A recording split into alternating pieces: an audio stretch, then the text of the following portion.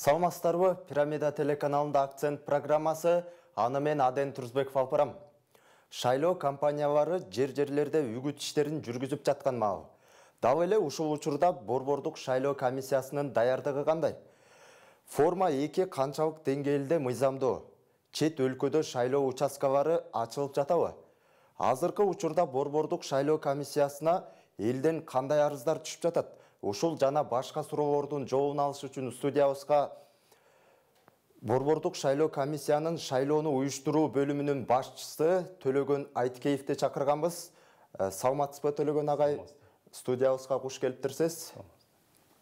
Урматтуу телекөрүүчүлөр, биз түз эфирдебиз. Эгерде алдыда боло турган шайлоо боюнча сиздерде кандайдыр бир суроолор болсо, биздин төмөнкү номурга байланышып, суроолоруңуздарды берсеңиз болот.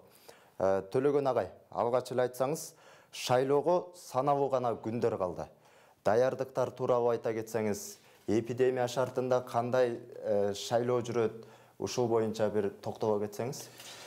Туура, негизи ушул президент сүзүнүн жарлыгынын негизинде 2020-жылдын 4-октябрына шайлоо дайындалып, ушул указдын негизинде Борбордук шайлоо комиссиясы өзү ушул шайлоону даярдоо өткөрүү боюнча өзүнүн календардык планын, иш планын иштеп чыккан. Бүгүнкү күндө ушул бардык иш-чаралар ушу календардык планда бекитилгендей ошол нукта жүрүп атат.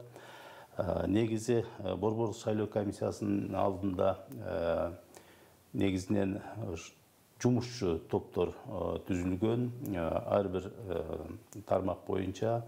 Мисалы, ушул саясий партиялардан ушул жогорку кеңеш депутаттарынын шайлоого катышуусун ниетин билдирген саясий партиялардын документтерин кабыл алуу боюнча өзүнчө бир жумуштуу топ.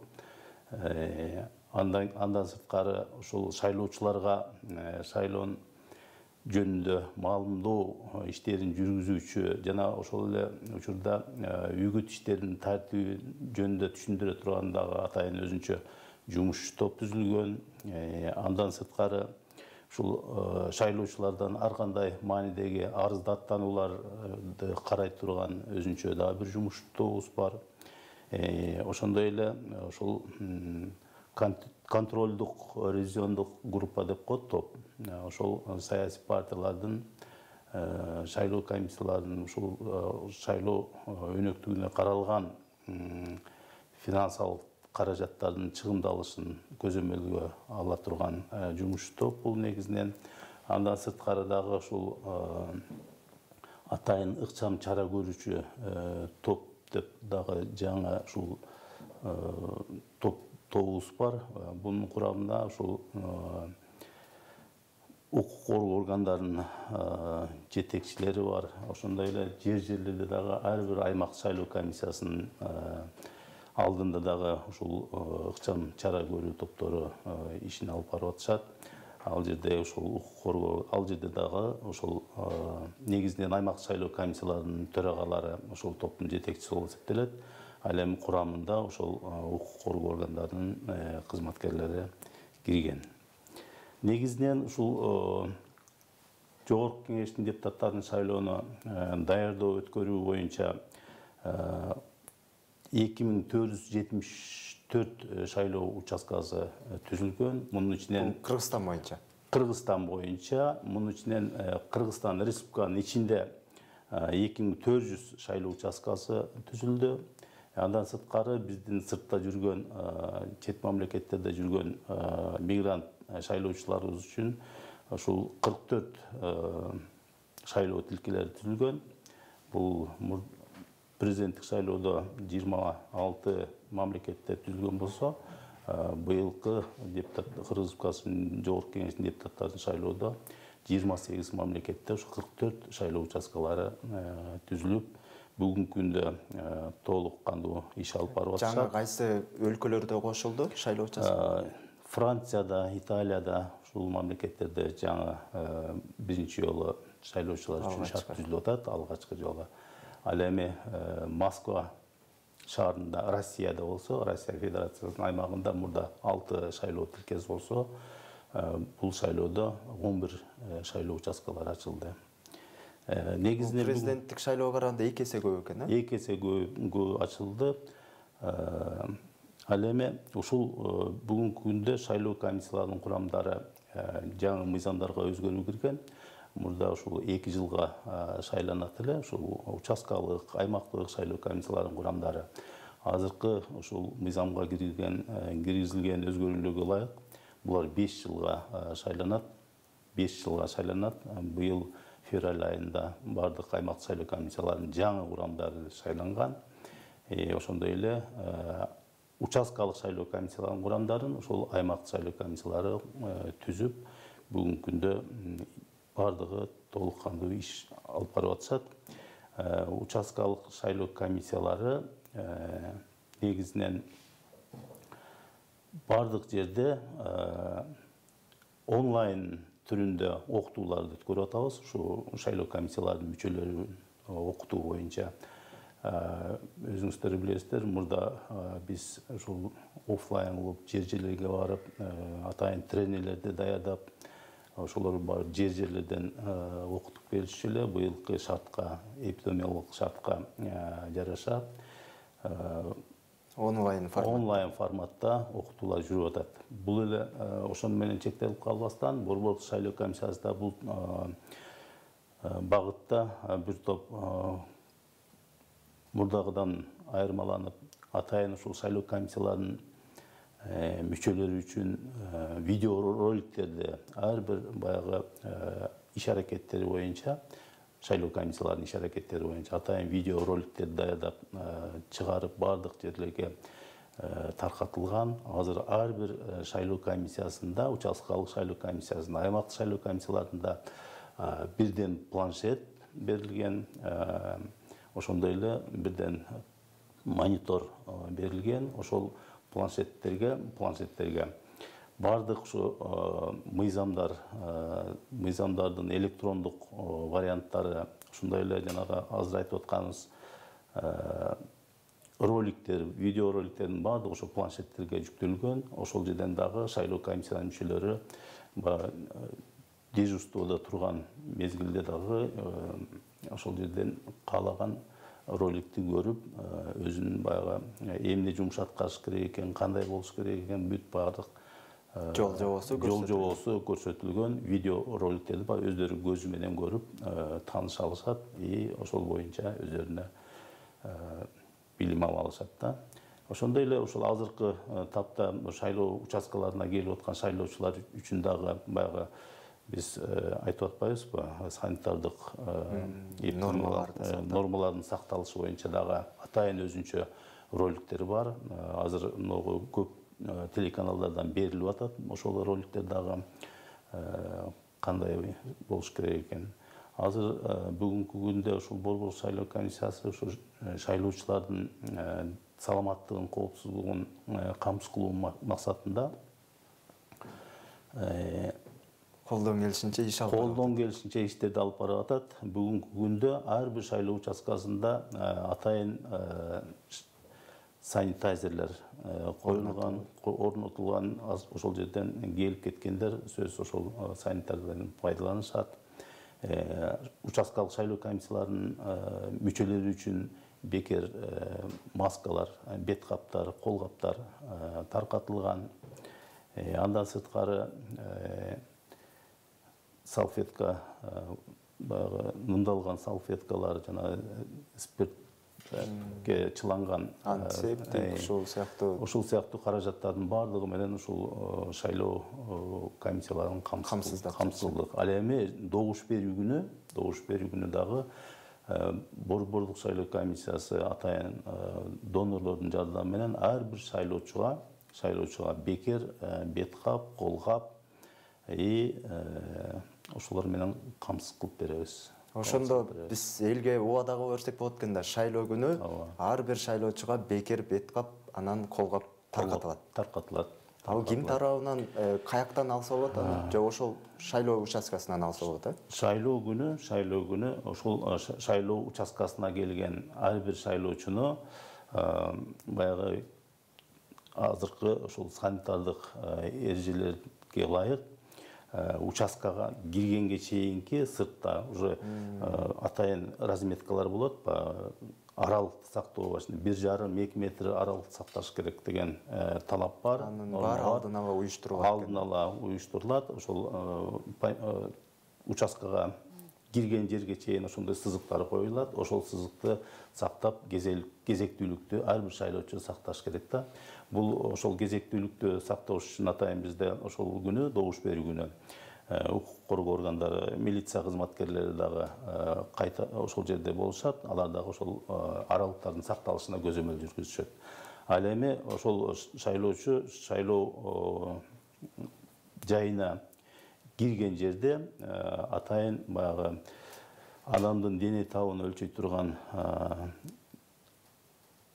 каражаттын жардамы менен адамдын контактсыз түрдө дене табын өлчөп, андан кийин кирет. Ошол жайга киргенден баштап ошол жерде атайын термометрлер, участкалык шайлоо комиссиясынын бир мүчөсү ошол бет каптарды жана кол каптарды берип, түшүндүрүп, бул бет капты азыр тагыныңыз. Жакшы иш болуп аткан экен. Ал эми жана биометрикадан өтүш үчүнчү? Ал ар бир шайлоо участкасында барбы же тиешелүү эле бир шайлоо участкасына барып өтүш керекпи биометрикадан? Биометрикадан, идентификациядан ар бир шайлоочу ошол добуш берүү жайына киргенден кийин сөз биринчи кезекте ошол өзү идентификациядан өтүш керек. Идентификациядан өтүш үчүн ал жерде бардык жабдуулар жабдылган, бардыгы жетиштүү камдалган. Ошол жерге барганда баягы шайлоочу кол кабын чечип, бармагы менен өтүш керек дагы. Андан кийин ал жерде ошол жерде идентификациядан өткөрүп аткан шайлоо комиссиясынын оператор деп коебуз, бир мүчөсү ошол шайлоочуга ошол жерде жана спиртке чыланган салфетка берет, колун арчып, андан кийин ал өткөндөн кийин ошол замат ошол жерде жана идентификациядан өткөргөн аппаратураны дагы ошол атайын салфетканын жардамы менен арчып тазалап. Болжол менен чет өлкөдө канча шайлоочу бар экен? Болжол менен бүгүнкү күнгө карай 18.355 гана шайлоочу ушул расмий шайлоочулардын тизмесине катталды. Негизинен чет өлкөдө жүргөн биздин шайлоочулар, мигранттарыбыз биринчи кезекте ал жакта консулдук учетко туруш керек болот. Же болбосо экинчи форма деп коебуз. Экинчи форма менен арыз берип, ошол жакын турган шайлоо участкасына барып, шайлоо участкаларынын бардыгы биздин элчиликтердин имараттарында, консулдук уюмдардын имараттарында, ошондой эле биздин мамлекеттик органдардын өкүлчүлүктөрүнүн имараттарында жайгашкан. Ошол жерге барып, форма экинчи форма менен арыз берип, ошол жерге шайлоочулардын тизмесине кирсе болот. Бүгүн да соц тармакка бир видео чыкты. Москва шаары окшойт. Элдер көбүнөн кезек күтүү аябай чоң болуп атат да. Бул маселе эмне себептен жаралып болот? Негизинен ал жерде ар бир шайлоочу өзүнүн шайлоо укугун пайдалануу үчүн жасалган аракеттер деп ойлойм. Ар бир кыргыздын Жараным деген адам өзүнүн ушул келечекте кыргыз мамлекетинин келечегин аныктай турган мезгилде өзүнүн баягы шайлоо укугунан пайдаланыш керек. Ошон үчүн алар дагы шайлоочулардын тизмесине кирүү үчүн кезекте турган деп. Алар жетчүбү ошолордун баарын каттап? Негизинен шайлоочулардын тизмеси ошол экинчи форма менен же болбосо ошол биринчи форма деп коебуз. Ал форма уже баягы шайлоочулардын тизмесине кирип калган шайлоочулар өзүнүн баягы тизмеде аты жөнү туура эмес жазылып калса, кээ бир же даректери туура эмес жазылып калса, ошол мүмкүнчүлүктөр берилет. Аларды ошол оңдоп кайра бергиле деген ошол биринчи формада арыз бар. Ошол арыз менен өздөрүнүн баягы туура эмес каталыктарын оңдоп. Элдин саны көп болуп кетсе жана жумушчу төп үлгүрбөй калабы дейм да каттаганга. Бұл негізінен 26 июльдан баштап әрбір шайлоо участкасында алғачкы алдын ала тизмелер илинген.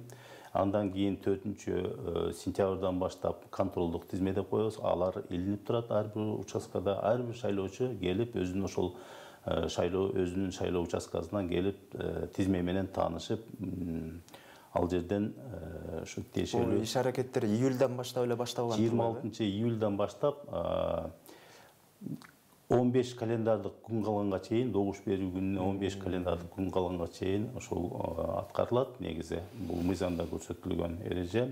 Мындайча айтканда 20 сентябрга чейин ушул арыздар менен экинчи форма менен же биринчи форма менен кабыл уланып берет 20 сентябрга чейин. 20 сентябрга чейин. Ал эми жерлерде форма 2 менен каттоо кызуу жүрүп жаткан маал, бир райондун элин бир районго, бир айылдын элин экинчи айылга ташып барып каттап жатышат.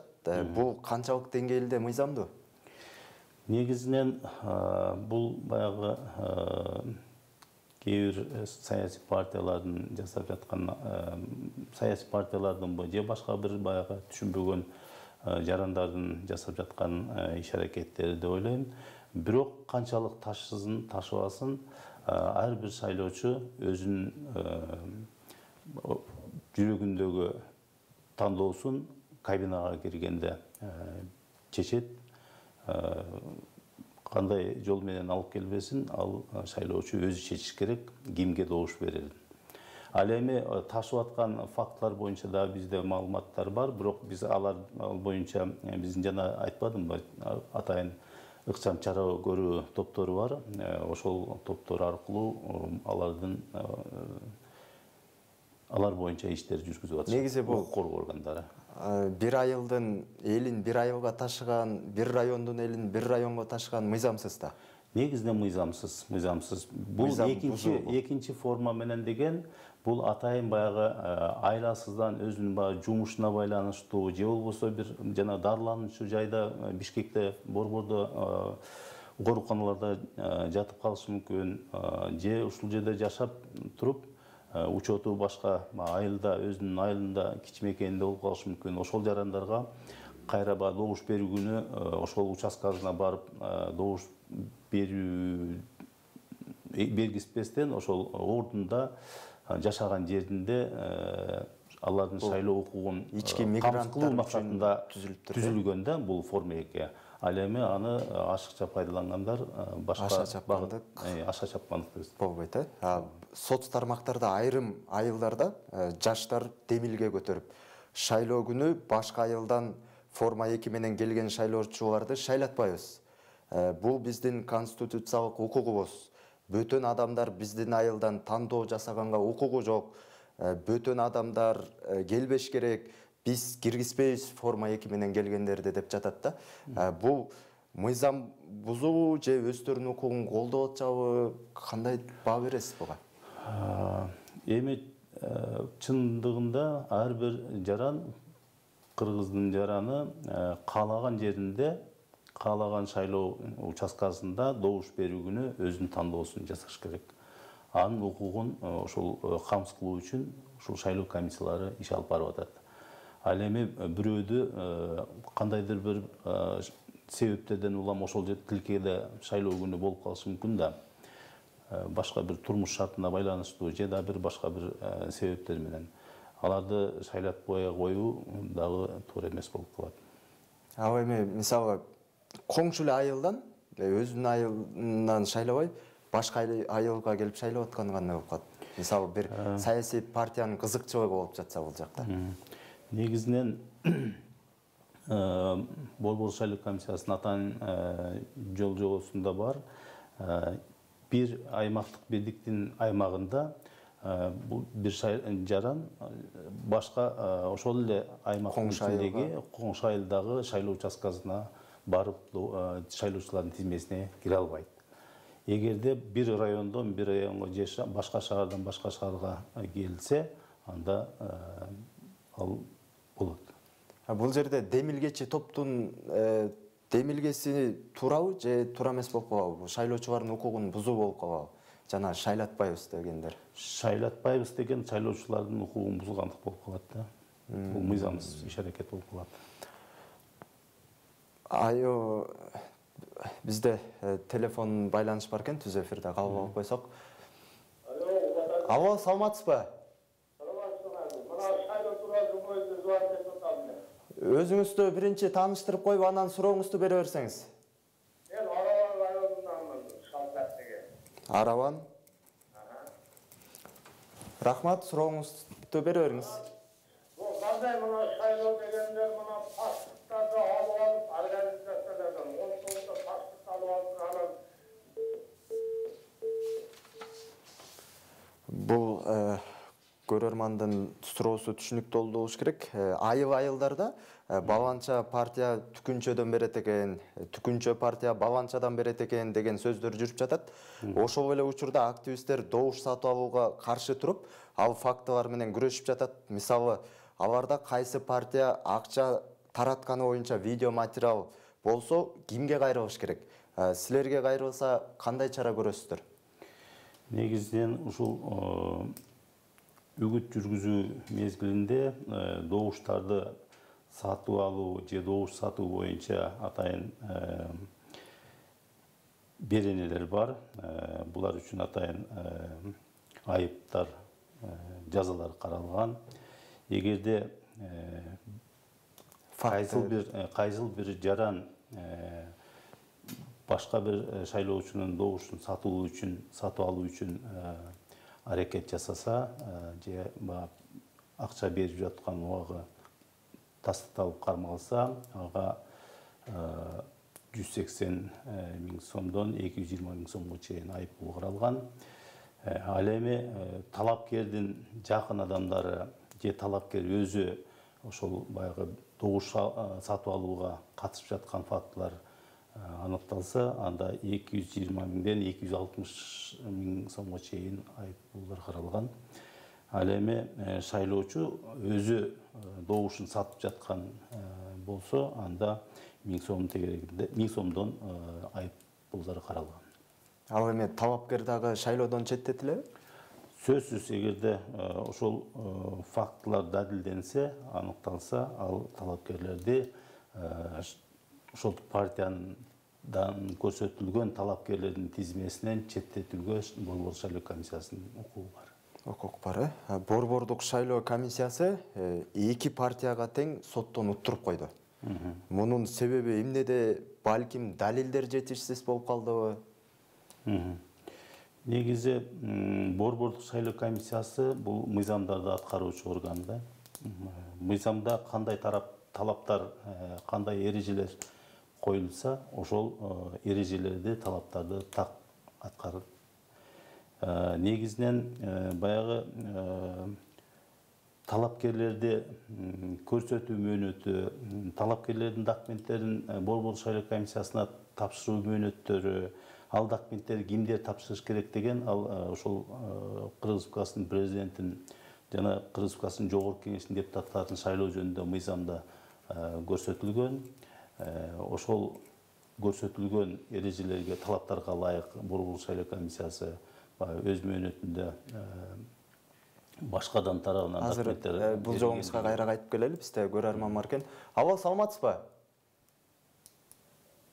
Урматтуу көрөрман, биз сизди угуп атабыз. Саламатсызбы? Жакшы, рахмат.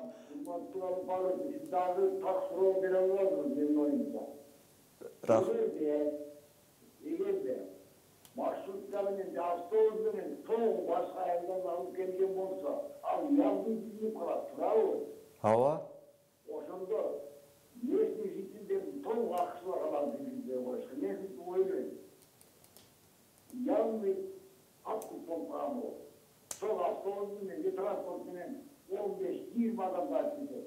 Сият отурган, жогоротон актагандар туран калды. Анда биздин тоң бар. Еліз қатқып болған.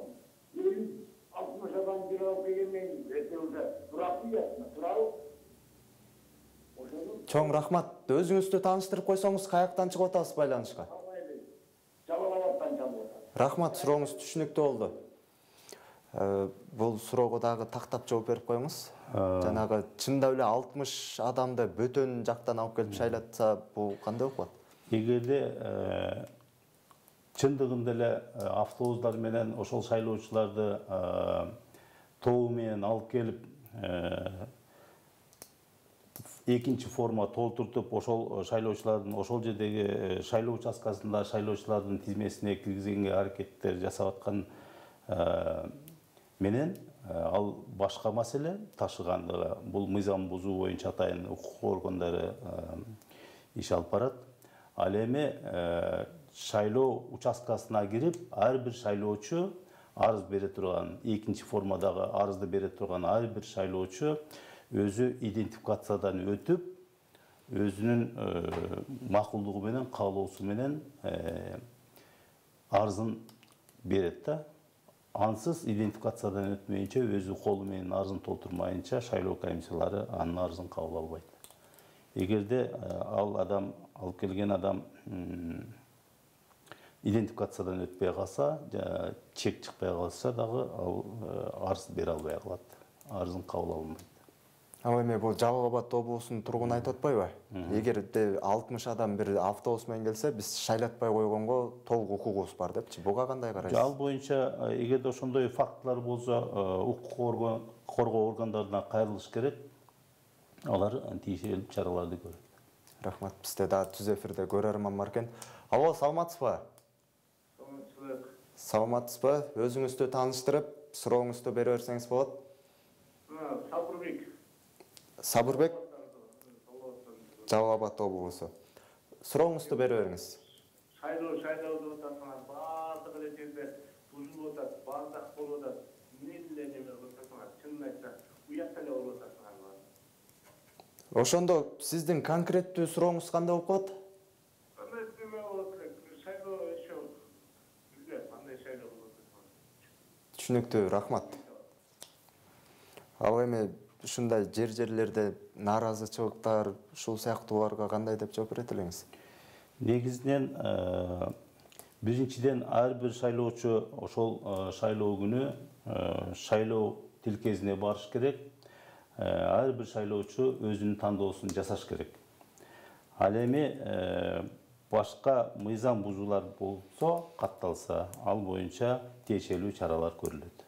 Ал эми мамлекеттик кызматта иштеп, бир партияга үгүт иштерин жүргүзсө, ага айып салынабы же кандай чара көрүлөт? Негизинен мыйзамда көрсөтүлгөн мамлекеттик, муниципалдык кызматкерлер үгүт жүргүзүүгө болбойт. Эгерде ал үгүт жүргүзө турган болсо, ал сөзсүз өзүнүн кызматын токтоткон болуш керек. Андан кийин үгүт иштерине катышса болот. Эгер токтотпой туруп катышса, анда ал боюнча ага дагы мыйзам чегинде чаралар бар, ошол чара көрүлөт. Ал эми мурунку шайлоодо чет өлкөдө иштеп жүргөн мекендештерибиздин көпчүлүгү өзүнүн тандоосун жасай албай калбады. Бул жолу андай кемчиликтер кайталанбайт деп ишендире аласызбы? Бул жолу мына өткөн жумада Борбордук шайлоо комиссиясы, мамлекеттик каттоо кызматы менен биргеликте жана өкмөттүн өкүлдөрүнүн катышуусу менен Турция мамлекетине барып, ушул биометрикадан өтпөй жүргөн биздин мигрант шайлоочуларыбызды топтоп, аларга түшүндүрүү иштерин жүргүзүп, бир группа барып келди, бир топ түшүндүрүү иштерин жүргүзүп келишти. Мына бул жумада Россия Федерациясына 3 топ жөнөп кетишти. Алар ошол биометрикадан өтпөй жүргөн жарандарыбызды биометрикадан өткөрүп, шайлоочулардын тизмесине кирип калуу үчүн, алар өздөрүнүн шайлоо укуктарын жасаш үчүн, камсыз кылыш үчүн биздин Борбордук шайлоо комиссиясынын аракеттери жүрүп жатат. Рахмат. Бизде түз эфирде көрөрман бар экен. Алло, саламатсызбы? Алло. урматтуу теле көрүүчү, биз сизди угуп атабыз.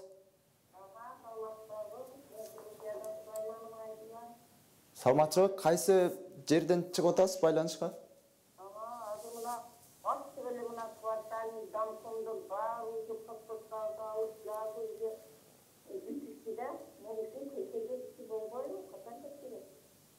Сурооңузду дагы бир жолу катуураак айтып атпайсызбы? Bunlar sayloga qarata kvartallar, damkomlar, bari yerlerden pasportlarını alıp geldi gittiler. Şunu sırada atıp geçse bulamı usul? Рахмат, сурооңузга. Чоң рахмат. Бул боюнча кандай деп жооп берет элеңиз? Бул боюнча эгерде мындай фактылар болсо бериш керек. Ошол жерде тиешелүү шайлоо комиссиялары бар. Жана мен айткан аймак шайлоо комиссияларынын алдында дагы атайын ыкчам чара көрүүчү топтору бар. Ошолорго фактылар болсо бериш керек. Алар тиешелүү чараларды көрүшөт. Ал эми ушул боюнча Бишкекте дагы, Бишкек шаарында да бир аймактык башкармалыктын башчысы ушул домкомдорду чогултуп ушундай бир тапшырмаларды берип аткан видеосу чыгып, ал боюнча Борбор шайлоо комиссиясынын жумуштуу, андан кийин отурумга чыгып, ушул башкармалыктын башчысына айыптар салынган. Бул боюнча ошондой эле укук коргоо органдарына өткөрүлүп берилди да. Мындай иш-аракеттерге сөз чаралар көрүлөт. Азыр дагы бизде суроо бар экен. Алло, саламатсызбы? Мен айтып келетмин. Мурунку шайлоодо бабаңыз менен Өзүңүздү тааныштырып коесузбу? Кечиресиз. Өзүм тааныштырып коемун. Кайсы жерден байланышка чыгып атасыз? Рахмат. Сурооңузду бере берсеңиз болот. Мурункуда фейк болбойбу, фейк. Мына мисалчыбыз алдыда айтылып атат. Шайлоо мында болот, тийлүү болот, акча таралбай атыр, таратып атыр деп бишет болуп атпайбы? Негизинен азыр мына Талас районунда ар бир мектепте Таласта акчаны өкүтө берип атыр. Анан баягы БЧКнын немеси барбы, директори, аял барбы? Ошондо мен кайра ушундай фейк болбойбу, мындай ачык эле айтсам. Ошо суроого жооп бере аласызбы? Чоң рахмат сурооңузга. Жакшы түшүнөм. Суроосу эми айылдарда акча таратуулар боюнча айтты. Акча таратуулар боюнча добуш сатып алуу, сатуу боюнча мен жана жогоруда айтып кеттим. Андай фактылар катталса, сөзсүз айып пулдары каралган, айыптар салынат. БШКга буга чейин дагы канча арыздар келди ошо эл тарабынан? Азыр бүгүнкү күндө бир 10дон ашыгыраак арыздар келип түштү. Ошол жумуш топтору карап, убагында өздөрүнүн чечимдерин чыгарып, иштер жүргүзүп атат. Ушул келип түшкөн Борбордук шайлоо комиссиясына келип түшкөн арыздаттануулар же болбосо ошол участкалык шайлоо комиссияларына келип түшкөн арыздар, аймактык шайлоо комиссияларына келип түшкөн ар кандай маанидеги арыздаттануулардын баардыгы Борбордук шайлоо комиссиясынын атайын сайты бар. Ошол сайтка жайгаштырылып атат. Качан келди, ким тарабынан келди арыздаттануу, ал боюнча кандай иш-аракеттер жүргүзүлдү, кандай чечим кабыл алынды, ошол жыйынтыгы ошол жерден көрүз таанышса болот.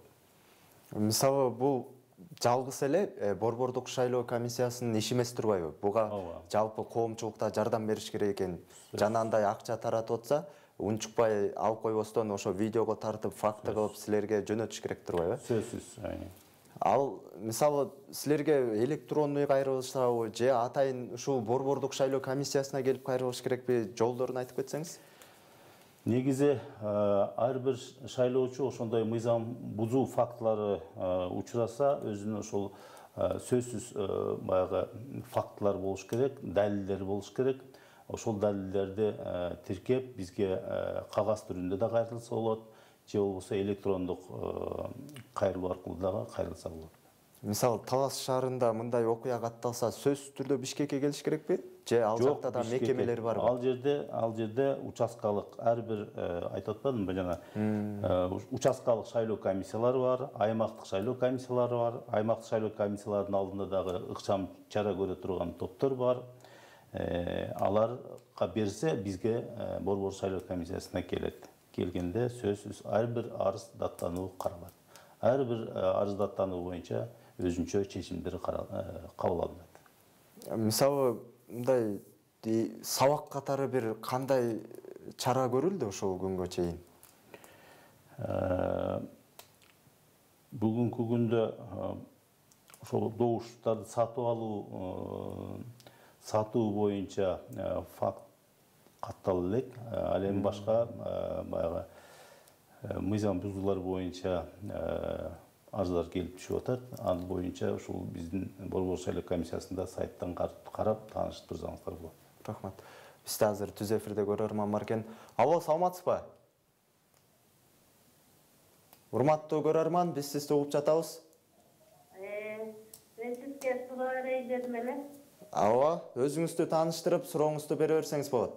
Мен Миңбаева Акбара болом, Тоғызтoro районунан чыгып. Тоғызтородон, Ушу шайлоого жакын көп эле агитаторлорду алып эле, кандыбыйды кылып эле,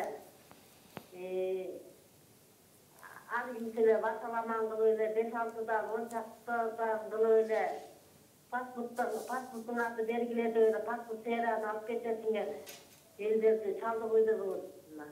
Элдер болсо акча береби, шаарда болсо 5 миңден берип атыптыр, 3 миңден берип атыптыр деп, элдер болсо ошого үмүт этип беребиз. Ушундай агитаторлорду албай эле жүрүп эле, чоңуз жасап эле өздөрү эле келип эле. Агитаторлорду такыр эле жоюп койсо деп ойлойм да. Анан баягы шайлоочу шайланып аткан адамдар жөн эле келип өздөрүн тааныштырып эле эме кылса, алар өздөрү агитаторлор өздөрү калп эле жанагы паспорт серияларды алып эле, тигиден акча алып эле, калп эле алар эмесин акчасын өздөрү алып калган атышпайбы? Тиги паспорт серияларды алып калып эле, биз монча кишини силерге топтодук, мынакей деп туруп эле силер. Чоң рахмат. Канча адамчылыкка алып келип атышат өздөрү. Чоң рахмат. Силер болсо силерге мына паспорт серияны алып келдик, монча эме кишини топтоп койдук деп. Ошону бүт башаламан кылып атышат. Биз агитаторду таптакыр жоюп салыш керек болуп атат. Штаттарды ачып, бирок агитаторлорду жоюп салдым. Чоң рахмат, сурооңуз түшүнүктүү болду. Бул көрөрманыбыздын суроосу боюнча үгүтчүлөрдү жоюп салсак кандай болот дейт. Негизи жакшы сунуш экен. Негизи азыркы пандемия шартында Борборлук шайлоо комиссиясы ушул шайлоого катышкан саясий партиялар үчүн бизде 200ден ашык теле, радио, газеталар аккредитациядан өткөн. Ошолор аркылуу өздөрүнүн баягы программаларын, шайлоо алдындагы программалары менен шайлоочуларды кененирээк тааныштырганга бекер убакыттар бөлүнгөн, каралган. Ошол убакыттарын деле пайдаланып өздөрүнүн үгүт иштерин жүргүзсө болот. Ал эми жерлердеги агитаторлорду пайдалануу ошол ар бир саясий партиянын өзүнүн иши деп ойлойм. Рахмат. Бизде түз эфирде көрөрман бар экен. Алло, саламатсызбы? Саламатсызбы? Саламатчылык. Өзүңүз Студиянын коногуна суроо бар эле да. рахмат. Өзүңүздү тааныштырып, сурооңузду бере берсеңиз болот. Мен Бишкектин тургуну Бектур болом. Рахмат, Бектур мырза, сурооңузду бере бериңиз. Шайлоо дайындык деген темага жараша мындай суроода биз могу жаңы почтада турабыз да. Биздин мисалы үчүн пропискабыз жок.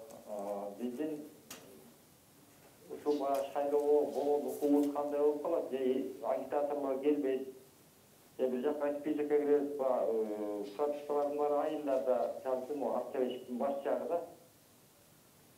Ошол кандай ошол Чоң рахмат, Бектур мырза, сурооңуз түшүнүктүү болду.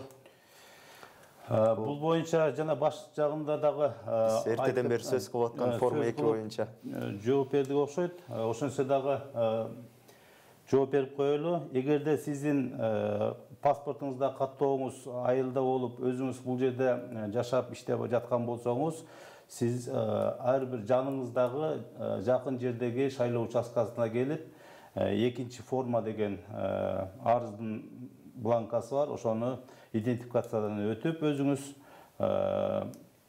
ошол арыздын бланкасын толтуруп шайлоо участкасына берип койсоңуз, ошол жакын жердеги шайлоо участкасынан добуш берүүгө мүмкүнчүлүк ала аласыз. Ал эми балким ошол комуштарга маалымат жетпейт ал, жана телевизор жок кээ бирөөндө телефон жок, ошолорго кандай кылып жеткизсек болот? Негизинен маалымат жеткирүү боюнча бизде ар бир айылдарга, шаарларга атайын баннерлерди, билбордторду даярдап илгенбиз. Ошол 26 июльдан баштап 20 сентябрга чейин шайлоо тилкегиңе келип, өзүңдүн шайлоочулардын тизмесинде бар жогуңду такта дегендей, добушуңду сатпа деген ошондой биз маалыматтар, жарнактар илинген ар бир айылда. Андан сырткары дагы бизде шайлоо участкаларында, ошо эл көп топтолгон жерлерге дагы атайын плакаттар, ошондой эле маанилдеги плакаттар таркатылды. Ал эми карылар үйү, майыптар үйү, ошондой эле улгайган адамдар ошол жашаган жеринен эле же үйүнөн добуш берсе болот да? Ооба, төшөктө жатып калган кары картаң улгайган адамдар арызын берет. Ошол жакынкы шайлоо участкасына, өзүнүн шайлоо участкасына арызын берип, шайлоо күнүнө 1 күн калганда ошол шайлоо комиссиялары атайын ошондой адамдардын катмары үчүн добуш берүүчү жайдан сырткары добуш берүүнү уюштурушат. Анын үчүн сөзсүз ошол адамдар өздөрү арызын жазуу жүзүндө бериш керек шайлоо комиссияларына. Аларды мисалы үймө үй, түтүнмө түтүн кыдырып түшүндүрүү иштерин жүргүзсө болобу? 20-сына чейин арыз берип калгыла, жетишпей каласыңар деп. Бул боюнча участкалык шайлоо комиссиялары дагы тиешелүү иштерди аткарып, маалымат жеткиргенге аракеттерин жасап атышат, бирок толук жетпей калышы да мүмкүн. Ал эми шайлоонун жыйынтыгы канча саатта чыгыш керек? Шайлоонун жыйынтыгы саат добуш берүү күнү саат 8-ден 8-ге чейин, кечки 8-ге чейин, кечки 8-де ошол шайлоо тилкесинин эшиги жабылат. Жабылгандан кийин ошол шайлоо тилкесинин ичинде кирип калган шайлоочулар добуш берүү укугуна толук добуш бере алышат. Добуш берүү бүткөндөн кийин ошол жана добуш берүүчү жайдан сырткары добуш бергендердин шайлоо бюллетендери атайын көчмө урна деп коебуз. Ошолордун баардыгын алып чыгып, жана бизде автоматтык эсептөөчү урналар бар. Ошол урналардан эсептеп, өзүнүн процедуралары бар, кандай кылып өткөрүш керек. Ошолордон өткөрөт, баардыгы өткөрүлүп бүткөндөн кийин биринчи ошол автоматтык эсептөөчү урнадан алгачкы алдын ала маалымат борбордук серверге жөнөтүлөт. Борбордук серверге келгенден кийин ал автоматтык түрдө ошол борбордук шайлоо комиссиянын сайтына жарыяланат. Ошол замат эле. Бул алдын ала жыйынтык деп койсок. Ошондо 1 сааттын ичинде алдын ала жыйынтык чыгып калат экен. Жыйынтык чыгып калат. Алдын ала жыйынтык чыгып калат. Ошол жанагы биздин автоматтык эсептөөчү урнанын жардамы менен. Андан кийин ал процедура бүткөндөн кийин шайлоо комиссиялары ошол жерде отурган бүт саясий партиялардын өкүлдөрүнүн ишенимдүү адамдардын катышуусунда жергиликтүү ошол жердеги байкоочулардын массалык маалымат каражаттарынын өкүлдөрүнүн катышуусунда атайын ачык баардыгына көрүнүп тура тургандай жагдайда шарт түзүп, баягы автоматтык эсептөөчү урнадагы бюллетендерди төгүп, анан кол менен эсептөөгө өтүшөт да. Кол менен эсептөөгө өтүп бүткөндөн кийин, саналып бүткөндөн кийин баардыгы атайын ошол шайлоо участкасында добуш берүүнүн жыйынтыктары жөнүндө ошол участкалык шайлоо комиссияларынын протоколунун чоңойтулган формалары илинет. Ар бир шайлоо комиссиясынын аткарган ар бир аракети ошол жерде маалыматтары ошол чоңойтулган протоколго элдердин көзүнчө, ошол жердегилердин баардыгынын көзүнчө жазылып түшүрүлүп турат да. Бардыгы бүткөндөн кийин ошол бардыгы туура болду, болгон жокпу текшерилет, катнаштары текшерилет. Ал жерде протокол толтуруунун өзүнчө эрежелери бар. Ошол бардыгы туура толтурулгандан кийин, андан кийин түп нускасы, протоколдун түп нускасы толтурулуп, 2 нускада экземпляр. Андан кийин бардык шайлоо комиссияларынын мүчөсү кол коюп, ошол жердеги кол коюлуп бүткөндөн кийин бардыгына ошол протоколдун түп нусканын көчүрмөлөрүн таркатып беришет. Ошол эле учурда ал мурда билесиздер, протокол толтурулуп алып, аны дагы толук толтурбастан аймактык шайлоо комиссияларына, район шаарларга алып барып, өткөрүп, ага чейин да бир топ оңдоолор болуп, ушул баягы шайлоонун жыйынтыгына мындай күмөн саноолорду пайда кылган учурлар көп болгон. Азыр андай эмес. Ошол жерде отургандардын көзүнчө эле кайра бардыгын кол коюп толтурулган, бардык көчүрмөлөр таркатылган ошол шайлоонун добуш берүүнүн жыйынтыгы жөнүндө протокол кайра эле ошол автоматтык эсептөөчү үкөктөн өткөрүлөт дагы, сканерленип, ошол протокол колдору менен, шайлоо комиссияларынын колдору менен сүрөтү борбордук шайлоо комиссиясындагы жана борбордук сайттарга жарыяланат. Сайтка чыгат. Ошол эле күнү чыгат. Чоң рахмат Төлөгөн агай. Бизге берилген убакыт да сонуна келип жетти. Сизге атайын убакыт бөлүп, ушул кыргыз элинин суроолоруна жооп бергениңиз үчүн ыраазычылык билдиребиз. Урматтуу телекөрүүчүлөр, бүгүн биздин конокто борбордук шайлоо комиссиясынын шайлоону уюштуруу бөлүмүнүн башчысы Төлөгөн Айткеев болду. Сиздер менен алып барган Аден Турсбеков. Эми эфирден жолугушканча сак саламатта туруңуздар.